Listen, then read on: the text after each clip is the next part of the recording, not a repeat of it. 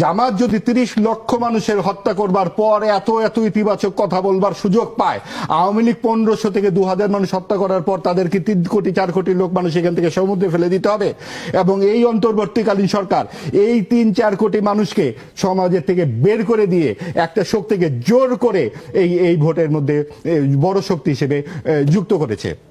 এবং এইখানে অনেক বেশি যেটা হয়েছে, আওয়ামী লীগের ভোটে অংশগ্রহণ করা উচিত, আওয়ামী লীগের ভোটে অবশ্যই অংশগ্রহণ করা উচিত ছিল। যে যদি জামাত পারে আওয়ামী লীগ কেন পারবে না? এখন এটা বললেই আপনি ভারতীয় দোসর এবং নানান রকম সন্ত্রাস করা হবে।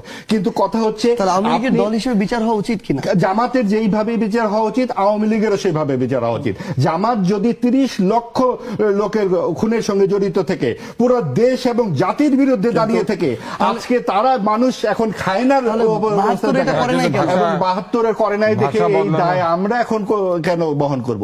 আমাদের গত 54 বছরের প্রত্যেকটা দলের হাতে, প্রত্যেকটা রাজনৈতিক দলের হাতে রক্ত আছে, প্রত্যেকটা। নিশ্চয়ই এই গণ আন্দোলনের মতো রক্ত নাই। এই গণ আন্দোলনে যেভাবে রক্তপাত হয়েছে সেভাবে তো নাই। মুক্তিযুদ্ধে কি এই আন্দোলনের চেয়ে কম ইয়েতে গেছে?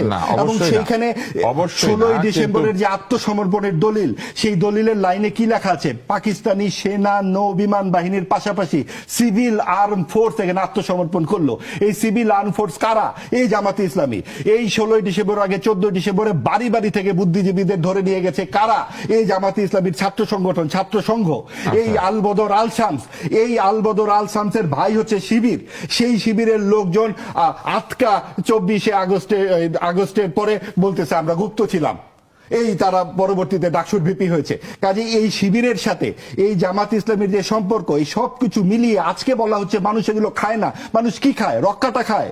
মানুষ এই রাজনীতি খায়, ধর্মের রাজনীতি খায়। আমরা আসলে